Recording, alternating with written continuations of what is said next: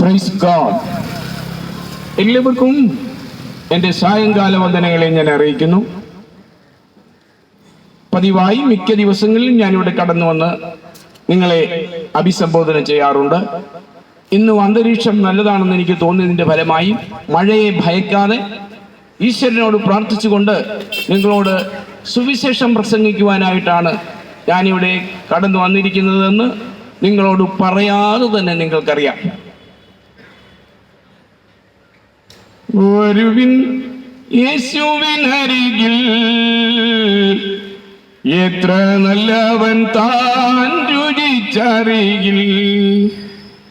ഈ പാട്ട് നിങ്ങൾ കേട്ടിട്ടുണ്ട് പലപ്പോഴും. വരുവിൻ യേശുവിനരികിൽ, എത്ര നല്ലവൻ താൻ രുചിച്ചറിയിൽ. വരുവിൻ കൃപകൾ പകരും കുരിശിനരികിൽ, വരുവിൻ കൃപകൾ പൊഴിയും കുരിശിനരികിൽ. വരുവിൻ യേശുവിനരികിൽ, എത്ര നല്ലവൻ താൻ രുചിച്ചറിയിൽ. ഒരു നാൾ നശ്വരലോകം വിട്ടുപിരിയും നാം അതിവേഗം. ഒരു നാൾ നശ്വരലോകം വിട്ടുപിരിയും നാം അതിവേഗം. അങ്ങേ കരയിൽ നിന്നും നാം നേടിയതെന്തെന്നറിയും. അങ്ങേ കരയിൽ നിന്നും നാം നേടിയതെന്തെന്നറിയും. ലോകം വെറുത്തോർ വില നാം അന്നാളറിയും. ലോകം വെറുത്തോർ വില നാം അന്നാളറിയും. വരുവിൻ യേശുവിനരികിൽ, എത്ര നല്ലവൻ താൻ രുചിച്ചറിയിൽ. പ്രിയരെ, മനോഹരമായിരിക്കുന്ന മന്ദമാരുതൻ എന്നെ തലോടുന്നുണ്ട്. അങ്ങ് അറബിക്കടൽ, വളരെ മനോഹരമായിരിക്കുന്ന തീരം. ഇത് കേരളത്തിലുള്ള മഹാഭാഗ്യമാണ്. അതുപോലെ തന്നെ കേരളത്തെ കുറിച്ച് പറയുമ്പോൾ, കേരളം കേരളം കേളി കൊട്ടുയരുന്ന കേരളം, കേളി കദംബം പൂക്കും കേരളം, കേരകേളി സധനമാണ് കേരളം. മനോഹരമാണ് കേരളം. പണ്ടൊരു പട്ടാളക്കാരൻ, അദ്ദേഹം മൈസൂരിലോ ബാംഗ്ലൂരിലോ ആയിരുന്ന സമയത്ത് അവിടെ നിന്നൊരു പാട്ടെഴുതി.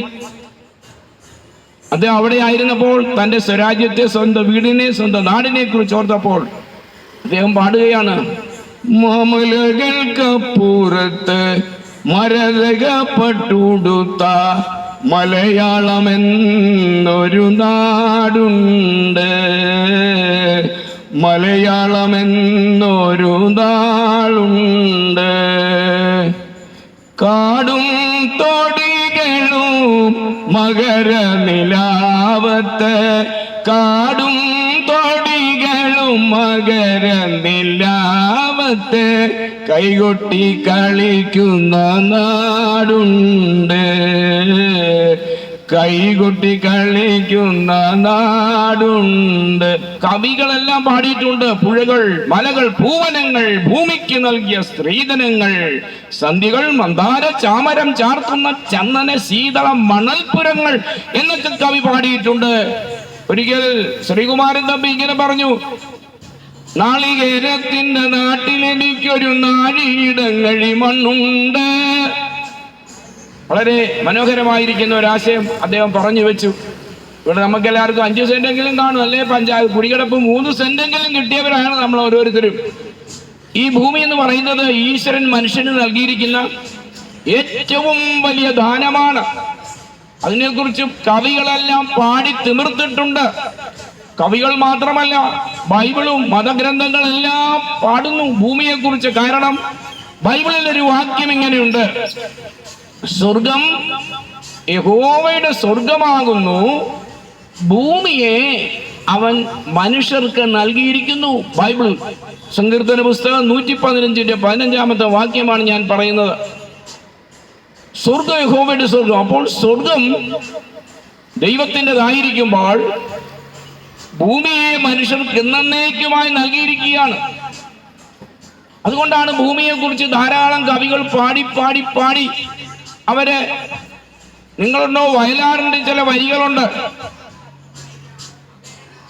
നമ്മുടെ ഈ മനോഹരമായ ദേശത്തെ കുറിച്ച്, ഈ മനോഹര ദേശത്ത് തരുമോ ഇനിയൊരു ജന്മം കൂടി എന്ന് പറഞ്ഞുകൊണ്ടാണ് അദ്ദേഹം കടന്നു പോകുന്നത്. ചന്ദ്രകളഭം ചാർത്തി ഉണരും തീരം, പിന്നെ ഇന്ദ്രധനുസിൻ തൂവൽ കൊഴിയും തീരം, ഈ മനോഹര തീരത്ത് തരുമോ ഇനിയൊരു ജന്മം കൂടി എന്ന് പറയത്തക്ക വിധത്തിൽ കടാൽ ആകർഷിക്കപ്പെട്ടു തന്റെ ജീവിതം.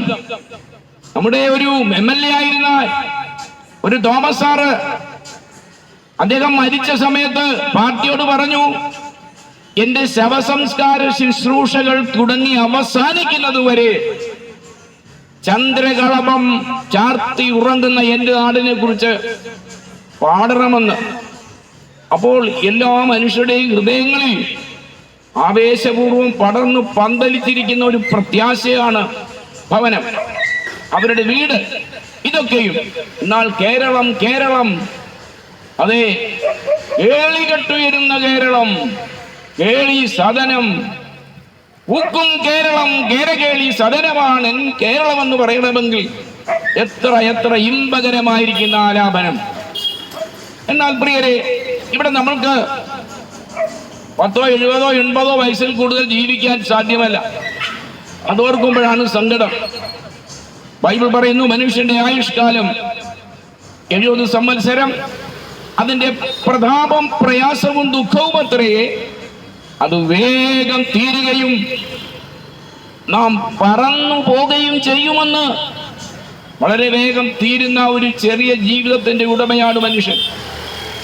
അത് ദുഃഖകരമായി, സന്തോഷകരമായി, ആനന്ദകരമായി, പലപ്പോൾ തന്നെ ലജ്ജാകരമായി ഒക്കെയുള്ള സംഭവങ്ങൾ നമ്മുടെ ജീവിതത്തിൽ ഉണ്ടാകുമെങ്കിലും അതിനെക്കുറിച്ചുള്ള നിലനിൽപ്പും പ്രത്യാശയും വളരെ മഹത്തരമാണ്. അതിന്റെ പ്രതാപം, ദുഃഖവും പ്രയാസവും.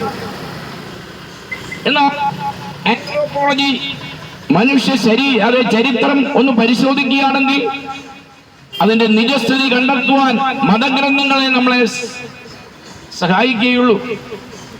ഈ ഭൂമിയെ കുറിച്ചുള്ള പഠനം, അങ്ങനെ അന്തരീക്ഷ കടലിനെ കുറിച്ച്, കടലിന്റെ അടിഭാഗങ്ങളെ കുറിച്ചുള്ള പഠനം, അനന്തവികായസനെ കുറിച്ചുള്ള പഠനം, ഇതൊക്കെയും മനുഷ്യൻ പഠിച്ച് അവന്റെ വിജ്ഞാന ശാസ്ത്രത്തിന്റെ വിവിധ ശാഖകളായ മനഃശാസ്ത്രം, ഭൗതിക ശാസ്ത്രം എന്നിവയിൽ മനുഷ്യർ അതിനിപുണന്മാരായി തീർന്നു കഴിഞ്ഞു.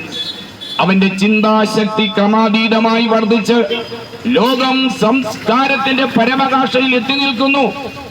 അവന്റെ ബുദ്ധിശക്തി അതിശീഘ്രം ഗമിച്ച് അപാരമായ വിജ്ഞാന വാരിധിയെ മറികടന്ന് മറുകരയിലെത്തി.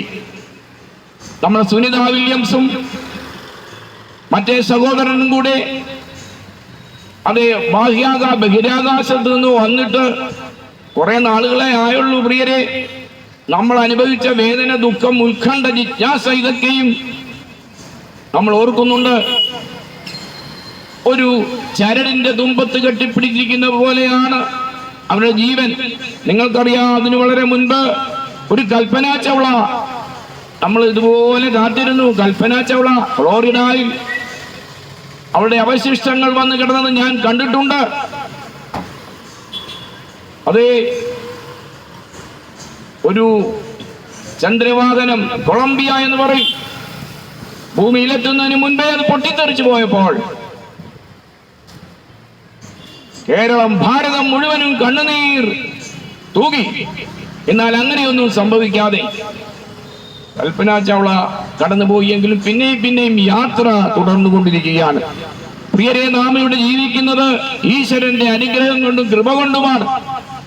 നമ്മൾക്ക് ഒരു നേരത്തെ ആഹാരം, അല്ലെങ്കിൽ നാം ശ്വസിച്ച് പുറത്തേക്ക് കളയുന്ന ആ ഓക്സിജൻ അല്ലെങ്കിൽ ആ വായുവിലെ അകത്തേക്ക് തിരികെ വരാതെ വിമ്മിടപ്പെട്ടു പോയാൽ നമ്മൾ തകർന്നു പോകും. എന്ത് അത്ഭുതകരമായ ഒരു സൃഷ്ടിയാണ് മനുഷ്യൻ! എന്ത് ആനന്ദകരമായ ഒരു ജീവിതമാണ് ഈശ്വരൻ മനുഷ്യർക്ക് ഇവിടെ നൽകിയിരിക്കുന്നത്! എന്നാൽ അതിന്റെ പ്രതാപവും പ്രയാസം ദുഃഖവും അത്രയെന്ന് പറയത്തക്ക വിധത്തിലൊരു അവസ്ഥയിലേക്ക് മനുഷ്യൻ ചേരുകയായിരുന്നു. എങ്ങനെയാണ് അത് സംഭവിച്ചത്? നമ്മളോടൊന്നും ചോദിക്കണ്ട.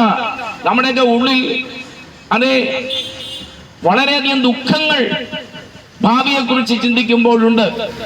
ഏതു നേരത്തും പൊട്ടി തകർന്നു പോകാവുന്ന ഒരു ജീവൻ മനുഷ്യൻ കാട്ടിക്കൂട്ടുന്ന വിക്രിയകൾ കൊണ്ട് എത്ര ജീവിതങ്ങളാണ് ഒരു ദിവസം ഇല്ലാതെയാകുന്നത്.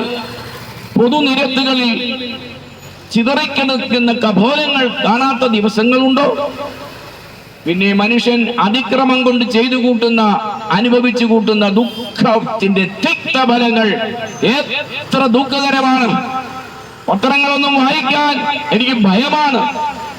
കഴിഞ്ഞ ദിവസം ഒരു വൃദ്ധനായ മനുഷ്യന് മാളോരെല്ലാവരും കൂടി ഒരു ആശംസയും വലിയ അഭിവാദനങ്ങളും ഒക്കെ അറിയിച്ച ഒരു ചിത്രം ഞാൻ കണ്ടു. പ്രായാധിക്യമുള്ളൊരു മനുഷ്യൻ. അദ്ദേഹം ജീവിതകാലത്ത് ഒരു ലക്ഷ്യമുണ്ടായിരുന്നു. പന്നിയെ വെടിവെക്കുന്ന തോക്കുകൊണ്ട് തന്റെ അരിമ കുഞ്ഞിനെ ജീവനെടുത്ത ഒരു കാപാലികനുണ്ടായിരുന്നു. നമ്മൾ വായിച്ചു. അവനെ കാമവെറി കൊണ്ട് ആ കൊച്ചി യൗവനക്കാരൻ അവളെ ഇല്ലായ്മ ചെയ്തിട്ട് വയലിൽ തള്ളിക്കളഞ്ഞു. കേസുണ്ടായി. കേസും വഴക്കൊക്കെയും ഇതുപോലുള്ള ധാരാളം നമ്മുടെ നടന്നുകൊണ്ടിരിക്കുകയാണല്ലോ. അതാണല്ലോ നമ്മുടെ ജീവിതത്തിന്റെ പ്രധാനഭൂതമായിരിക്കുന്ന പ്രശ്നങ്ങൾ. പക്ഷേ ഈ വല്യപ്പനുണ്ടല്ലോ, ഇത് സഹിക്കാൻ പറ്റിയില്ല. തെളിവുകൾ ഇല്ലാത്ത കാരണത്താൽ ആ കുഞ്ഞിനെ കൊലപ്പെടുത്ത ഈ പൈതലിനെ, ഈ ചെറുപ്പക്കാരൻ കൊച്ചി ചെറുക്കനെ വെറുതെ വിട്ടു. നമ്മുടെ കോടതികൾക്ക് തെളിവില്ലാതെ ഒന്നും ചെയ്യാൻ ഒക്കില്ല പ്രിയപ്പെട്ടവരെ. എവിഡൻസ് വേണം. ജഡ്ജി കണ്ടാലും ശരി, ജഡ്ജിക്ക് ആവശ്യം എവിഡൻസ് ആണ്. അതാണ് പോളിസി. നമ്മുടെ ഈ നിയമ മണ്ഡലങ്ങളിൽ ജുഡീഷ്യൽ ആയിട്ട് ഏത് കോടതി സംവിധാനത്തിനും ഒരു ലൂപ്പ് ഹോൾ ഉണ്ട്. അതുകൊണ്ട് ആ പയ്യൻ രക്ഷപ്പെട്ടെങ്കിലും ഈ വല്യപ്പൻ ആ പയ്യനെ കാത്തിരിക്കുകയാണ്. അവൻ രക്ഷപ്പെട്ട ആ സന്തോഷത്തിന് അവൻ കൊലവിളിച്ച കൊച്ചുകുഞ്ഞിന്റെ വല്യപ്പന്റെ ഭവനത്തിന്റെ മുൻപിലൂടെ ഇങ്ങനെ യാത്ര ചെയ്യും, നെഞ്ചു വിടർത്തിക്കൊണ്ട്. ഈ വല്യപ്പൻ കാത്തിരിക്കുകയായിരുന്നു. ആ പന്നിയെ വെടിവെക്കുന്ന തോക്കെടുത്തു കൊണ്ടുവന്ന് സൗകര്യം പോലെ ഈ കൊച്ചു ചെറുക്കൻ, ഈ യൗവനക്കാരന്റെ നെഞ്ചാങ്കൂട് പിളർത്തിക്കളഞ്ഞു. നാട്ടുകാരെല്ലാം കൂടെ അഭിനന്ദനം അർപ്പിച്ചുകൊണ്ട് ഒരു ചിത്രം ഞാൻ കണ്ടു. നിങ്ങളും കണ്ടു. യൂട്യൂബിലെല്ലാം വൈറലായ ഒരു കാര്യമാണ്. അപ്പൊ ലോകം ഇങ്ങനെ വഷളത്വത്തിൽ പോയിക്കൊണ്ടിരിക്കുന്നതിനാൽ അവരുടെ പ്രതാപം പ്രയാസവും ദുഃഖവുമായി തീരുന്നുവെന്നാണ് വിശുദ്ധ ബൈബിളിൽ നിന്ന് ഞാൻ നിങ്ങളെ കേൾപ്പിച്ചത്. മനുഷ്യന്റെ ആയുഷ്കാലം 70, ഏറെയായാൽ 80. അതിന്റെ പ്രതാപം പ്രയാസം ദുഃഖവും അത് വേഗം തീരുകയും നാം പറന്നു പോവുകയും ചെയ്യും. വേഗം തീരുന്ന ഒരു ആയുസിന്റെ ഉടമകളാണെങ്കിൽ ഇതിനുള്ളിൽ നമുക്ക് ചെയ്തു തീർക്കുവാൻ കഴിയുന്ന ഒരു കാര്യം പലതുണ്ട്. ഈശ്വരൻ നമ്മൾക്ക് തന്നിട്ടുണ്ട്, പറഞ്ഞിട്ടുണ്ട്. അതുകൊണ്ടാണ് മതഗ്രന്ഥങ്ങൾ, ഖുർആനാകട്ടെ, തോറയാകട്ടെ, ബൈബിളാകട്ടെ, പഴയ നിയമമാകട്ടെ, ഭഗവത്ഗീതയാകട്ടെ, സന്തവസ്ഥയാകട്ടെ, ഏതു മതഗ്രന്ഥങ്ങളും മനുഷ്യനെ പാപശിക്ഷയിൽ നിന്നും ഈ ലോകത്തിൽ സദാചാരവും ഈശ്വരഭക്തിയും അവന് നൽകി. പരലോകത്തിൽ പൂർണ്ണതയും അമർത്യതയും ദൈവത്താൽ നിയുക്തമായിട്ടുള്ള ഒരു നമ്മുടെ കയ്യിലിരിക്കുന്ന ഗ്രന്ഥങ്ങൾ അത് വായിക്കുകയും പഠിക്കുകയും അത് ജീവിക്കുകയും ചെയ്യണം. എന്താണ് മനുഷ്യനിവിടെ അനുഷ്ഠിക്കേണ്ടത്? പാപത്തിൽ നിന്ന് അവൻ മുക്തനായി തീരണം. എന്താണ് പാപമെന്ന് ഞാൻ ഈ ദിവസങ്ങളിൽ ഇവിടെ ഒന്ന് പ്രസംഗിച്ചു കൊണ്ടിരിക്കുകയാണ്. സിൻ എന്ന് പറയുന്നത് ഒറ്റ വാക്കിൽ ഞാൻ ഇവിടെ തെളിയിച്ചതാണ് പല ദിവസങ്ങളിലായി. സിൻ അല്ലെങ്കിൽ പാപം, അതിന്റെ ഒറ്റ വാക്കിൽ ബൈബിൾ അടിസ്ഥാനത്തിൽ ഞാൻ പറയുന്നു, ദുർനടപ്പ് അല്ലെങ്കിൽ അഡൾട്ടറി. മനുഷ്യന്റെ ആദ്യകാല ചരിത്രം പഠിക്കുമ്പോൾ അത് ബൈബിളിൽ വ്യക്തമായി എഴുതിയിട്ടുണ്ട്. നമ്മുടെ ആദ്യ പിതാവായ ആദമിനെയും നമ്മുടെ അമ്മച്ചി വല്യമ്മച്ചിയായ ഹൗവയെ കുറിച്ചും ഇവരെ ആദ്യം ദൈവം മണ്ണിൽ നിന്ന് സൃഷ്ടിച്ചുവെന്ന് എല്ലാ ഗ്രന്ഥങ്ങളും രേഖപ്പെടുത്തുമ്പോൾ മനുഷ്യ സൃഷ്ടി ചെയ്ത പിൽപ്പാട് പൂർവ്വദിക്കിൽ കനത്ത മോതാൽ പരൻ തോട്ടമൊന്നാരതിച്ചു തന്റെ വാത്സല്യമേറുന്ന സൃഷ്ടിയെ അതിലാക്കി ചിൽസ്വരൂപനാം ദേവൻ സംതൃപ്തനായി ആദമിനെ ഹവ്വയെയും കൊണ്ട് ഇറാഖിന് അടുത്ത്, കേട്ടോ, അത് മെസൊപ്പൊട്ടോമിയ എന്ന് പറഞ്ഞ സ്ഥലം, അവിടെ ഏദൻ തോട്ടം ഉണ്ടായിരുന്നു എന്ന് ഇന്ന് ഭൂഗർഭ ശാസ്ത്രജ്ഞന്മാർ തെളിയിച്ചു കഴിഞ്ഞു. അവിടെയാണ് ആദമിനെ ഹവ്വയാക്കിയത്. അന്ന് അവരെ കുറിച്ച് അവിടെ എഴുതിയിട്ടുണ്ട്, അവരിരുവരും നഗ്നരായിരുന്നു, നാണം തോന്നിയിരുന്നില്ല താനും. അവര് വസ്ത്രമില്ലാതെ ജീവിച്ചു, പക്ഷെ നാണമില്ല. ഇതുപോലെ ഒരു ഗ്രന്ഥത്തിലും പറയുന്നില്ല പ്രിയരെ, കരിമരുന്നും തീയും ഉണ്ടെങ്കിലേ സ്ഫോടനാത്മകമായ അന്തരീക്ഷം ഉണ്ടാകുകയുള്ളൂ എന്ന് പറയുന്നത് പോലെയാണ്. കാരണം ആ തോട്ടത്തിൽ, ഒരു മനോഹരമായൊരു തോട്ടത്തിലാണ് വസിച്ചതെന്ന് പറയാതിരിക്കാൻ നിവൃത്തിയില്ല. അതായത് 4 ഭാഗത്തും വളഞ്ഞൊഴുകുന്ന 4 നദികൾ, ആ നദികളുടെ തോയത്താൽ പുഷ്ടമായൊരു ഉദ്യാനം, അതിൽ ആപ്പിളും പൈനാപ്പിളും ചെറിയും ഗൂസ്ബെറിയും ആപ്പിൾ വൃക്ഷവുമേവം ദൃഷ്ടിക്ക് രമ്യങ്ങളും ഭക്ഷണങ്ങളുമായ വൃക്ഷകുൽമാദികൾ ഇവിടെ അവർ ഈശ്വരൻ ഒരു നിർദ്ദേശം, ഒരു കൽപ്പന കൊടുത്തു. ഈ തോട്ടത്തിന്റെ നടുവിൽ 2 വൃക്ഷങ്ങൾ ഞാൻ നട്ടു വളർത്തിയിട്ടുണ്ട്. ഒന്ന്, അത് ജീവന്റെ വൃക്ഷം എന്ന് പറയും. ആ വൃക്ഷം എന്ന് പറഞ്ഞാൽ മാസം തോറും അതത് ഫലം 12 വിധ ഫലങ്ങൾ കായ്ക്കും. ജനുവരിയിൽ ചക്ക കായ്ച്ചാൽ ഫെബ്രുവരിയിൽ മാങ്ങ കായ്ക്കും, മാർച്ച് മാസത്തിൽ തേങ്ങ, അങ്ങനെ ചെറിയ ഗൂസ്ബെറി, ഇങ്ങനെയെല്ലാം കായ്ച്ചുകൊണ്ടിരിക്കുമെന്നാണ് ബൈബിൾ എഴുതിയിരിക്കുന്നത്. ഈശ്വരീയമായ ഗ്രന്ഥമുണ്ട്, അത് നമ്മൾ സംശയിക്കാതെ വിശ്വസിക്കണം. അങ്ങനെ ജീവിച്ചു വരുവളവിൽ ഈശ്വരൻ പറഞ്ഞു, അതിന് അടുത്തൊരു വേറെ വൃക്ഷം നിർത്തിയിട്ടുണ്ട്. അതിന്റെ പേര് നന്മ തിന്മകളെ കുറിച്ചുള്ള അറിവിന്റെ. ആരെന്താലും ദൈവഭക്തന്മാരും പാസ്റ്റർമാരും ഉയര്യാക്കന്മാരും ബിഷപ്പാകട്ടെ പോപ്പാകട്ടെ ആര് പ്രസംഗിച്ചാലും ഈ ഭാഗം പ്രസംഗിക്കാതെ പോകുവാൻ തരമില്ല. അതുകൊണ്ട് ഇവരെ നന്മ തിന്മകളെ കുറിച്ചുള്ള അറിവിന്റെ വൃക്ഷഫലം ഭക്ഷിച്ചാൽ നിങ്ങൾ മരിക്കും എന്ന് ഈശ്വരൻ ഒരു ആശാസനം, വലിയൊരു കൽപ്പന, കല്ലേറ്റെന്ന കൽപ്പന അവർക്ക് കൊടുത്തിരുന്നു. അപ്പോൾ അവര് അത് ഭക്ഷിക്കാതെ ജീവിക്കുകയാണ്. അതവിടെ നിപ്പുണ്ട്. എന്നാൽ ദൈനംദിനം അല്ലെങ്കിൽ മാസത്തിൽ ഒരിക്കലെങ്കിലും ഭക്ഷിക്കേണ്ട ഒരു ഔഷധിയുണ്ട്. അതിന്റെ പേരാണ് ദ ട്രീ ഓഫ് ലൈഫ്, ജീവന്റെ വൃക്ഷം എന്ന് പറഞ്ഞു. ആ ജീവന്റെ വൃക്ഷത്തിന്റെ ഭക്ഷിച്ച് രോഗദണ്ഡയാത്രയായി ഇവർ ജീവിക്കുമ്പോൾ ഏത് കാര്യത്തിനും ഈ ലോകത്തിൽ ഇബ്ലീസ് എന്ന് പറയുന്ന ഒരു പ്രവൃത്തിയുണ്ട്. ഇബ്ലീസിന് വലിയ കണ്ണുകടിയാണ് ആദമിനെയും ഹവ്വയെയും ആ തോട്ടത്തിൽ നിന്ന് ഒതുക്കിക്കളയണം. കാരണം ഈ തോട്ടം പണ്ട് ഇവന്റെ കസ്റ്റഡിയിലായിരുന്നു. ഇവൻ ദൈവത്തിന് വിരോധമായി പാപം ചെയ്തതിന്റെ ഫലമായി ഈശ്വരൻ അവനെയും ശിക്ഷിച്ച് തള്ളിയ ചരിത്രം ബൈബിളിലുണ്ട്, ശാസ്ത്രം പറയുന്നുണ്ട്. അപ്പോൾ അങ്ങനെ തനിക്ക് പകരമായി അവിടെ സംസ്ഥാപിതമായിരിക്കുന്ന തോട്ടം, ആ തോട്ടത്തിനോട് ആദമിനെയും ഹവ്വയെയും കണ്ടപ്പോൾ സ്വാഭാവികമായി മനുഷ്യർക്ക് ഉണ്ടാകുന്നത് പോലെ, അല്ലെങ്കിൽ ഈ ഈശ്വരീയമല്ല അസൂയ എന്ന് പറയുന്നത്, എനിമിറ്റി. അപ്പോൾ പിശാചിന് അസൂയ പൂണ്ട് വിറള കൊണ്ട് നടക്കാൻ ഇവരെ എങ്ങനെയും തോട്ടത്തിൽ നിന്ന് തട്ടിക്കളയണം.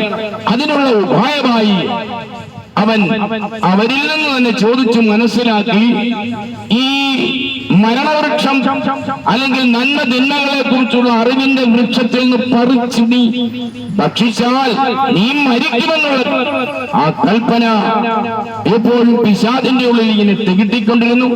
ഏതെങ്കിലും വിധത്തിൽ ഇവരെ അതിനെ അടിമപ്പെടുത്തണമെന്ന് അവൻ വ്യാമോഹിച്ച് നടക്കുമ്പോൾ അതിന് ഒരു അവസരം കിട്ടി.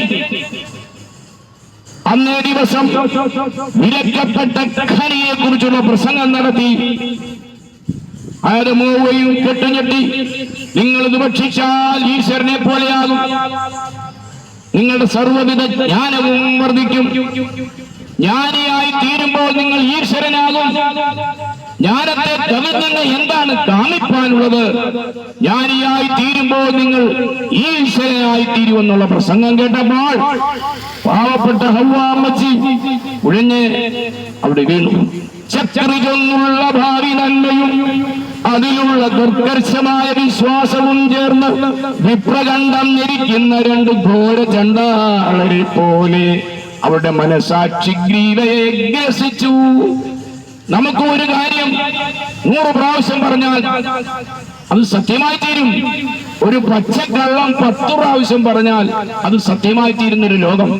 വിശേഷിച്ച് നമ്മുടെ അമ്മച്ചിയോട്, വല്യമ്മച്ചിയോടായപ്പോൾ അത് വേഗത്തിൽ ഊരമ്പ് പോലെ തറച്ചു. സംഭവിച്ചു പ്രിയരെ, എല്ലാം ഒരു നിമിഷം കൊണ്ട് പെട്ടെന്നായിരുന്നു. അവരത് പറിച്ചു ഭക്ഷിച്ചു, ആദമിനും കൊടുത്തു. രണ്ടുപേരും കട്ടത്തി നരകത്തിന്റെ മട്ടലും താഴ്വാരവും സമ്പാദിച്ച് തോട്ടത്തിൽ നിന്ന് ബഹിഷ്കൃതരായി ദൈവം അവരെ അവിടെ നാട്ടിപ്പായിച്ചു, മരണവും പേറി. നിങ്ങൾ ഒരു കാലം കാരണവശാലും ഇവിടെ ജീവിക്കാൻ പാടില്ല. ഈ വൃക്ഷഫലം ഭക്ഷിച്ചതോടുകൂടി മറ്റൊരു സംഭവം ഉണ്ടായെന്ന് അവിടെ വായിക്കുന്നുണ്ട്. ഞാൻ നേരത്തെ പറഞ്ഞു, ഇവര് വിവസ്ത്രരായിരുന്നു, പക്ഷേ നാണമില്ല, സെക്സ് ഇല്ലായിരുന്നു. ഇത് പറിച്ച് ഭക്ഷിച്ചു കഴിഞ്ഞ വേളയിൽ ഉടൻ തന്നെ അവർ രണ്ടുപേരും ലജ്ജിതരായി. ലജ്ജയെന്ത് എന്ന് ലോകത്തിൽ ആദ്യമായി മനുഷ്യൻ അറിയുന്നത് പാപം ചെയ്ത ആ ദിവസമാണ്. മനുഷ്യൻ സെക്സിനടിമയായതോടുകൂടി ലോകം തകിടം മറിഞ്ഞു. അവര് രണ്ടുപേരും കൂടി യഹോവയായ ദൈവം സൃഷ്ടാവിന്റെ അടുക്കൽ ചെന്നിട്ട് പറയുകയാണ്, അയ്യോ യഹോവേ, ഞങ്ങളെ വിവാഹം കഴിപ്പിച്ച് തരയണം, ഞങ്ങൾക്ക് രണ്ടുപേർക്കും കൂടി ഇണ ചേരണം, ഞങ്ങൾക്ക് സന്താനോൽപത്തി ഉണ്ടാകണം. ഈശ്വരനോട് പറഞ്ഞിരുന്നു, നിങ്ങൾ സന്താന പുഷ്ടിയുള്ളവരായി പെരുകി ഭൂമിയിൽ നിറയും. അതിനുള്ള ഓരോ നടപടികളിലേക്ക് ഈശ്വരൻ ഇവരെ കൊണ്ടുവരികയാണ്. അതിലാദ്യമായിട്ട് ഈശ്വരന്റെ മുൻപിൽ ഒരു പ്രശ്നമുണ്ടായിരുന്നു. ആ പ്രശ്നം പരിഹരിക്കപ്പെടാതെ എങ്ങനെ നിങ്ങളെ ഞാൻ വിവാഹം കഴിപ്പിക്കും? കാരണം ഇവര് രണ്ടുപേരും ഭാര്യ ഭർത്താക്കന്മാർ ആയിരുന്നില്ല, സഹോദരനും സഹോദരിയുമായിരുന്നു. ഇന്ന് ഉപദേശിമാരാകട്ടെ, വേദശാസ്ത്രജ്ഞന്മാരാകട്ടെ, മനഃപൂർവമോ എന്തോ വിട്ടുകളയുന്നൊരു കാര്യം ഇതാണ് സെക്സ്. അവർക്ക് ലജ്ജ തോന്നി, അവർക്ക് വിവാഹം കഴിക്കണമെന്ന് തോന്നി. രണ്ടുപേരും കൂടെ ഈശ്വരന് മുൻപാകെ വന്ന് നിന്നു, ഞങ്ങളെ വിവാഹം ചെയ്തു തരണം. ഉൽപ്പത്തി പുസ്തകം 2:23 പറയുന്ന ഇങ്ങനെയാണ്, അപ്പോൾ മനുഷ്യൻ ഇപ്പോൾ ഇത് എന്റെ അസ്ഥിയിൽ നിന്ന് അസ്ഥിയും മാംസത്തിൽ നിന്ന് മാംസവുമാകുന്നു. അതിനാൽ പുരുഷൻ ജനയിത്രീ ജനകന്മാരെ പിരിഞ്ഞ് അതുല്യ സ്നേഹമാരാം സ്വഭാര്യയിൽ സർവാത്മന സഞ്ചിക്കും. അതുമൂലം ഇരുമൂർത്തിയും യോജിച്ചദ്വൈഭവിച്ചിടും. ഈശ്വരൻ അറിയില്ലേ ഇതെല്ലാ കാര്യവും? ഈശ്വരൻ ആ ആഗ്രഹത്തെ തടഞ്ഞു. നിങ്ങൾ ആദ്യം ഭാര്യ ഭർത്താക്കന്മാരാകണം, അല്ലെങ്കിൽ ആങ്ങളെയും സഹോദരിയും സഹോദരനും തമ്മിൽ വിവാഹ ബന്ധത്തിൽ ഏർപ്പെടുവാൻ പ്രമാണമില്ല. നിങ്ങൾ ക്ഷമിച്ചിരിക്കണം, നിങ്ങൾ വായിച്ച് പഠിക്കണം. തലതിരിച്ചാണെന്ന് പഠിപ്പിച്ചു വെച്ചിരിക്കുന്നത്. അതുകൊണ്ട് ഇതൊക്കെ പറഞ്ഞാൽ സാധാരണക്കാരുടെ തലേ കയറത്തിൽ ഞാൻ എന്ത് ചെയ്യാനാണ്? ഞാൻ ആവോളം പ്രസംഗിക്കുന്നുണ്ട്, അവിടെ എഴുതിയിരിക്കുന്ന അതുപോലെ വിശ്വസിച്ച് വായിക്കൂ. ആങ്ങളെയും പെങ്ങളെയും തമ്മിൽ വിവാഹം കഴിച്ചാൽ അത് മ്ലേച്ഛതയെന്ന് ബൈബിൾ തന്നെ പറയുന്നു. നിങ്ങൾ ദാവീദ് രാജാവിന്റെ കുടുംബത്തിൽ അങ്ങനെ ഒരു സംഭവം ഉണ്ടായി. ശമൂവേലിന്റെ പുസ്തകം 14-ാം അധ്യായം ഒന്ന് വായിച്ചാൽ മതി, വീട്ടിൽ സമയമില്ലെല്ലാം പറയാൻ. ഈ ലോകം അന്ന് ദാവീദിന്റെ കുടുംബം മുഴുവനും ശപിക്കപ്പെട്ടതിന് കാരണം അതാണ്. അതുപോലൊരു ശാപം ആദ്യമായി ഈ ഭൂമിയിൽ രംഗപ്രവേശം ചെയ്യിപ്പിക്കുവാൻ പിശാചി ശ്രമിച്ച് ഇവരെ രണ്ടുപേരെയും തള്ളിവിട്ടിരിക്കുകയാണ്. ഞങ്ങൾക്ക് കല്യാണം കഴിക്കണമെന്ന്. ആദം പറയുന്നു, രോഗാഭിഭവം നീക്കി ആരോഗ്യമരുൾ നിമിഷം യുഗമാക്കും, ഭാവനാശക്തിയേറെ വളർത്തും നഷ്ടമാക്കും, ശങ്കയെ നിഷ്കാസിക്കും, ബന്ധനം ഏർപ്പെടുത്തും, ശൃംഖല പൊട്ടിച്ചിട്ട് സ്വാതന്ത്ര്യ ഭൂമിയിലെത്തും, ഇന്ദുദാനിൽ പരം സാധ്യമല്ലാത്തതോട്ട് അന്ധതാണ് ശ്രദ്ധയും നരകം സ്വർഗമാക്കി മാറ്റുന്ന പ്രേമമാണ് ഈശ്വര ഞങ്ങൾക്കുള്ളത്. ഈ പ്രേമത്തിന് പരിഹാരം ഞങ്ങളെ ഒന്ന് വിവാഹം കഴിപ്പിച്ച് തരിക എന്നാണ് ബൈബിളിൽ പച്ച മലയാളത്തിൽ എഴുതിയിരിക്കുന്ന സത്യം. പക്ഷേ നടന്നില്ല. അങ്ങനെ വന്നപ്പോൾ പിശാച് ഇതിൽ ഇടപെട്ടു. ആദമിനെയും ഹവ്വയെയും തമ്മിൽ അവര് ഒന്നിച്ച് അല്ലെങ്കിൽ സെക്സ് ലൈംഗിക വേഴ്ചയിൽ ഏർപ്പെടുവാനുള്ള അവസരങ്ങളെല്ലാം സംജാതമായി. അവര് രണ്ടുപേരും ഈശ്വര കൽപ്പനയെ ലംഘിച്ച് കൃത്യസമയത്ത് ഈശ്വരനെല്ലാം നന്നായി ചെയ്തു കൊടുക്കുമെന്നുള്ള അറിവില്ലാതെ കാമവറിലുമുണ്ട്. ഇന്ന് ലോകത്തിന് സംഭവിച്ചിരിക്കുന്നത് പോലെ തന്നെ അന്ന് ഏദൻ തോട്ടത്തിൽ ഉണ്ടായി. പ്രിയരെ, ഇത് പുത്തരിയല്ല. ചോട് പഴച്ചു പോയി മനുഷ്യവർഗത്തിന്റെ അല്ലെങ്കിൽ കൊച്ചു കുഞ്ഞുങ്ങൾ വ്യഭിചാരത്തിൽ ഏർപ്പെടുമോ? നമ്മൾ ദിവസങ്ങൾ എല്ലാ ദിവസവും നമ്മളെന്തിനാണ് ഇവിടെ ഹേമ കമ്മീഷനെയൊക്കെ നിയമിക്കുന്നത്? അതിന്റെ ഒന്നും കാര്യമില്ല. സത്യം സത്യമായി വായിച്ചു പഠിച്ചാൽ നമ്മൾക്കെല്ലാം മനസ്സിലാകും. ഒരു കാര്യത്തെ കുറിച്ച് അറിവില്ലാതിരിക്കുന്നത് അപകടമാണ്. അതുകൊണ്ട് ഇതിനെ സംബന്ധിച്ച് ബോധവാന്മാരായിരിക്കണം. ഇനിയിപ്പോൾ അന്ത്യകാലം വന്നിരിക്കുകയാണ്. നമ്മുടെ കുടുംബങ്ങളും നമ്മുടെ കുഞ്ഞുങ്ങളും നമ്മുടെ ഭാര്യമാരുമാണ് നമ്മളുടെ ഏറ്റവും പ്രശ്നം, കേട്ടോ. അതുകൊണ്ട് ശാസ്ത്രവും സാങ്കേതിക വിദ്യയൊക്കെ പഠിച്ചു പോകണ്ട. ഈശ്വരന്റെ മുൻപിൽ ഭയത്തോടെ പ്രാർത്ഥിച്ച് നമ്മുടെ കുഞ്ഞുങ്ങളെ വളർത്തേണ്ട കാര്യമാണ് ഞാൻ ഈ പ്രസംഗിക്കുന്നത്. ചുമ്മാ കണ്ടക്ഷോഭം ചെയ്യുകയല്ല. ഈശോയിലെ കാശ് ചെലവാക്കി ഇങ്ങനെ നിങ്ങളെ വന്ന് അലമുറയിട്ട് വിളിച്ചു പറയുവാൻ ഞാൻ നിങ്ങളുടെ ആരുടെയും രക്ഷിതാവല്ല. എന്റെ ജീവിതത്തിൽ ദൈവം തമ്പുരാൻ വെളിപ്പെടുത്തി തന്ന സത്യം. കാരണം ഞാനും നിങ്ങളും നാളെ ഒരു ന്യായസിംഹാസനത്തിന്റെ മുൻപാകെ നിൽക്കേണ്ടതാണ്. ഞാനും മരിക്കും, നിങ്ങളും മരിക്കും. എന്റെ മൂക്കിലും നിങ്ങളുടെ മൂക്കിലും പഞ്ഞി വെക്കും. അതിനു മുൻപ് ഈ ലോകത്തിൽ നാം ജീവിക്കുമ്പോൾ ഈശ്വരന്റെ ഇംഗിതം അറിയാം. അതനുസരിച്ച് ഈശ്വരഭക്തന്മാരായി തീരാനുള്ള ചുരുക്ക വിദ്യയാണ് ഞാനിവിടെ പറയുന്നത്. നാം നമ്മുടെ പൂർവ്വപിതാക്കന്മാരുടെ പാപം ഏറ്റേറ്റിങ്ങനെ പാരമ്പര്യമായിട്ട് പോരുകയാണ്. ഇതിൽ നിന്ന് നമ്മൾ രക്ഷപ്പെടണമെങ്കിൽ അതിനുള്ള പരിശ്രമം ലോകാരംഭം മുതലുണ്ടെങ്കിലും എല്ലാം പരിചയപ്പെട്ടു, എല്ലാം പരാജയപ്പെട്ടു. മനുഷ്യൻ പരാജയപ്പെട്ട സ്ഥാനത്ത് ഈശ്വരൻ തന്നെ അവനെ രക്ഷിപ്പാൻ ഈ ലോകത്തിൽ വന്ന ചരിത്രം പറഞ്ഞ് ഞാൻ അവസാനിപ്പിക്കാം. ആരാണ് നമ്മളെ രക്ഷിപ്പാൻ വന്നത്? വേദവും ശാസ്ത്രവും പുരാണവും എല്ലാം പരാജയപ്പെട്ട സ്ഥാനത്ത് യാഗവും ഹോമകുണ്ടങ്ങളും പുകഞ്ഞു മാറിയപ്പോൾ അയ്യോ, മനുഷ്യൻ മാത്രം മുറിങ്ങലിച്ചു നിൽക്കുകയാണ്. ഒരു പ്രഭു പറയുകയാണ്, എന്നിലെന്ന് പറഞ്ഞാൽ എന്നിൽ കാമമാണ് വസ്തു. എനിക്ക് നന്മ ചെയ്യണമെന്ന് ആഗ്രഹമുണ്ടെങ്കിലും അവസരം കിട്ടുമ്പോൾ തിന്മ ഞാൻ ചെയ്തു പോരുകയാണ്. മനുഷ്യന്റെയൊക്കെ സ്വഭാവം ഇതല്ലേ പ്രിയരെ? എന്തിനാണ് എന്നെ കുറിച്ചാണ് ഞാൻ നിങ്ങളോട് സംസാരിക്കുന്നത്. അതുകൊണ്ട് ഇതിൽ നിന്ന് രക്ഷപ്പെടുത്തുവാൻ ആരുണ്ട്? മറ്റൊരു രക്ഷയില്ല. നാം രക്ഷിക്കപ്പെടുവാൻ ആകാശത്തിന്റെ കീഴിൽ നൽകപ്പെട്ട ഒരേ ഒരു നാമം മാത്രമേ ഉള്ളൂ എന്ന് ആ മനുഷ്യൻ പിന്നീട് പ്രഖ്യാപിച്ചു. അതാരാണ്? വാഴ്ത്തപ്പെട്ട കർത്താവായ യേശു ക്രിസ്തു. കർത്താവായ യേശു ക്രിസ്തു 33.5 കൊല്ലം ഈ ഭൂമിയിൽ ജീവിച്ച ചരിത്രം നിങ്ങൾക്കെല്ലാം സുപരിചിതം, ഗ്രന്ഥങ്ങളിലുണ്ട്. ഇതിൽ 3.5 കൊല്ലം മാത്രമേ ഈശോ ഇതുപോലെ ഞാൻ പ്രസംഗിക്കുന്നത് പോലെ പരസ്യ സ്ഥലങ്ങളിൽ ഇറങ്ങി നിന്ന് പ്രസംഗിച്ചുള്ളൂ. ആദ്യം തന്നെ അന്നത്തെ ബുദ്ധിരാക്ഷസന്മാർ, ശാസ്ത്രിമാർ, പരീശന്മാരെല്ലാവരും കൂടെ യേശുവിന്റെ അടുക്കൽ വന്ന് ചോദിച്ചു, ഗുരുവേ, മനുഷ്യന്റെ പാപം എന്താണ്? ഈ പാപത്തിൽ നിങ്ങൾ എങ്ങനെ രക്ഷിക്കപ്പെടും? അദ്ദേഹം പറഞ്ഞു, ഒരുത്തനൊരു ഭാര്യയും ഒരുത്തിക്ക് ഒരു ഭർത്താവും മാത്രം മതി. അന്നത്തെ കാലത്തും ഇന്നത്തെ കാലത്തെ പോലെ തന്നെയായിരുന്നു മനുഷ്യൻ. ബോധിച്ചതുപോലെ ഭാര്യമാരെ എടുക്കുക, ഉപയോഗിക്കുക, അവരെ തലാക്ക് ചൊല്ലുക. ഇതാണ് മനുഷ്യന്റെ ഇംഗിതം അന്നും ഇന്നും. ഇതൊന്നും നമ്മളെങ്ങും പോയി പഠിക്കണം, നമ്മുടെ ഉള്ളിലിരിക്കുന്ന സ്വഭാവമാണ്. അതുകൊണ്ട് മര്യാദയ്ക്ക് ജീവിക്കാൻ നല്ലൊരു കുടുംബ ജീവിതം അങ്ങനെ ഉണ്ടാകുകയുള്ളൂ.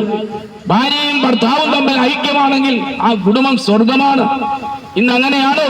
ഭാര്യയ്ക്ക് ഭർത്താവിന് വിശ്വാസമില്ല, സംശയമാണ്. എനിക്കതുപോലെ പല സ്നേഹിതന്മാരുണ്ടായിരുന്നു. ചിരിച്ചു പോകും ഞാൻ. അയ്യോ, പരസ്പര വിശ്വാസമില്ല. ചിലത് മോഷ്ടിച്ച് കൊലപാതകം ചെയ്തു കളയും, കൊന്നുകളയും ഭർത്താവിനെ, അല്ലെ ഭാര്യയെ കൊന്നുകളഞ്ഞ കേസുകൾ കോടതികളിൽ ധാരാളം കിടക്കുന്നു. സംശയത്തിന്റെ പേരിൽ. അപ്പോൾ മനുഷ്യന് അടിമുടി തുഴകിയിരിക്കുന്നത് എവിടെയാണെന്ന് ചോദിച്ചാൽ ലൈംഗികത്തിലാണ്. നമുക്കറിയാം ആരെയൊക്കെയാണ് പിടിച്ച് കൂട്ടി വെച്ചിരിക്കുന്നതെന്ന്. ഇന്ന് അഭയ കേസിനെ കുറിച്ച് ഞാൻ വായിച്ചതായി തോന്നുന്നു. അമേരിക്കയിലെ ഒരു സ്ത്രീ ദർശനം കണ്ടെന്ന് പോലും അവയെ ആരും കൊന്നതല്ലെന്ന്. എന്തൊക്കെ ബടലത്തരങ്ങളാണ് ലോകത്തിൽ വരുന്നത്! കുറ്റം ചെയ്യുക, കൊലപാതകം നടത്തുക, എന്നിട്ട് അതല്ലെന്ന് തെളിയിക്കുവാൻ പിന്നെയും അതിന്റെ പുറത്ത് ഗൂഢാലോചന നടത്തുക. എന്ത് കഷ്ടം! ഇവിടെ നീതിന്യായ കോടതികളില്ലേ? അവരെയും വിശ്വസിക്കാൻ പാടില്ല.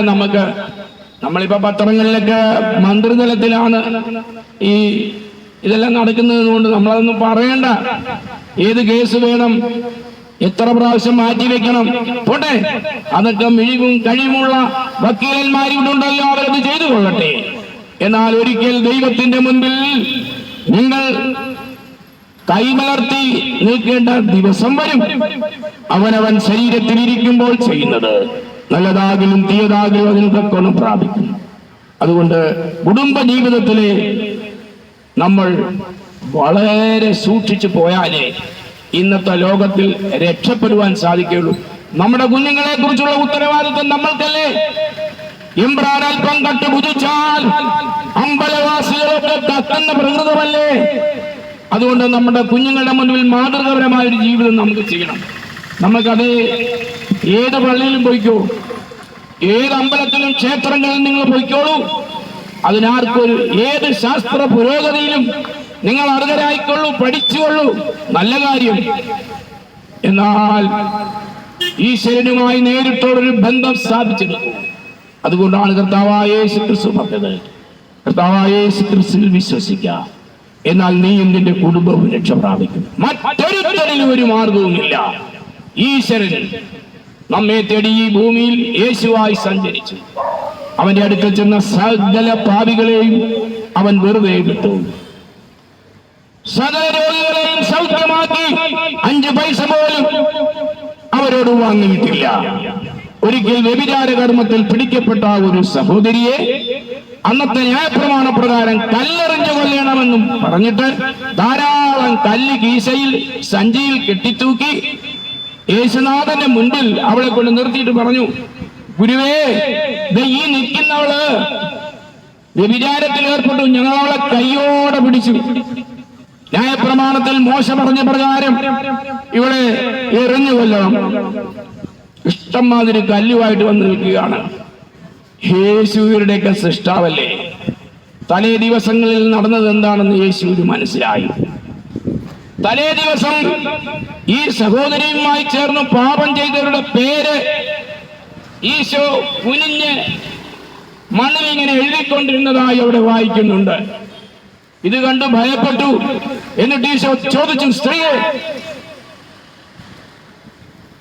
ഇവരൊക്കെ കണ്ടില്ലേ? നിന്നെ കല്ലെറിഞ്ഞ് കൊല്ലുവാൻ വന്നിരിക്കുകയാണ്. ഞാൻ എന്ത് ചെയ്യണം? നിശബ്ദതയ്ക്ക് ശേഷം യേശു പിന്നെയും പറഞ്ഞു, നിങ്ങളിൽ പാപമില്ലാത്തവർ ആദ്യം ഇവളെ കല്ലെറിയട്ടെ.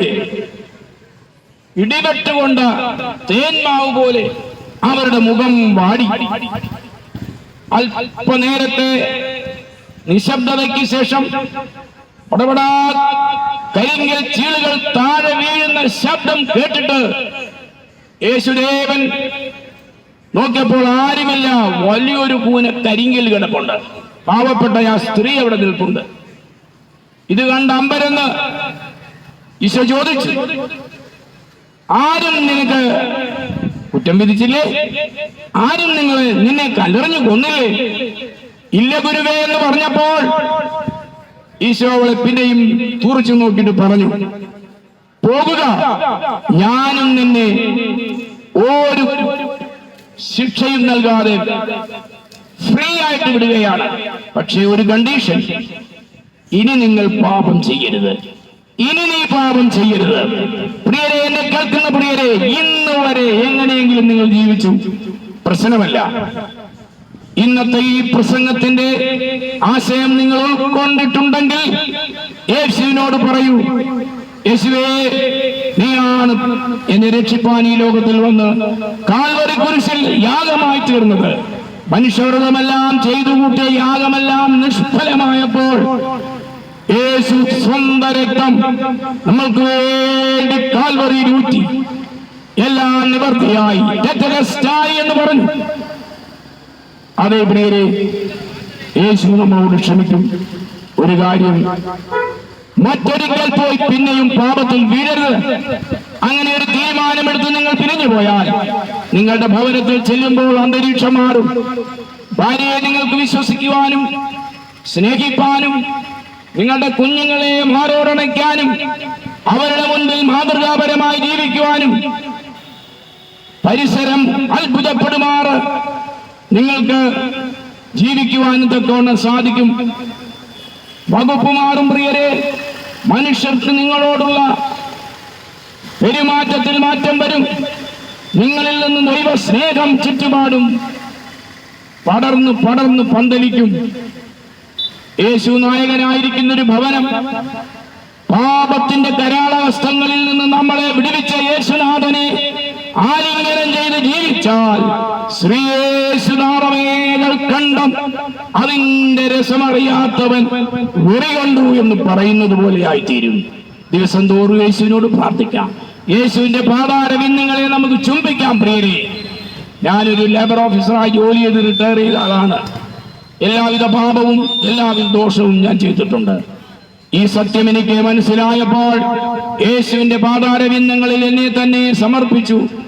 ഞാൻ കർത്താവിന് വേണ്ടി ഇപ്പോൾ നടന്ന് പ്രസംഗിക്കുകയാണ്. ഇതിനകത്തും പ്രശ്നങ്ങളുണ്ട്. കാരണം ലോകം മുഴുവനും പാപത്തിൽ കിടക്കുന്നു എന്നാണ് വായിക്കുന്നത്. മുഴു ലോകവും ദുഷ്ടന്റെ അധീനതയിൽ കിടക്കുന്നു.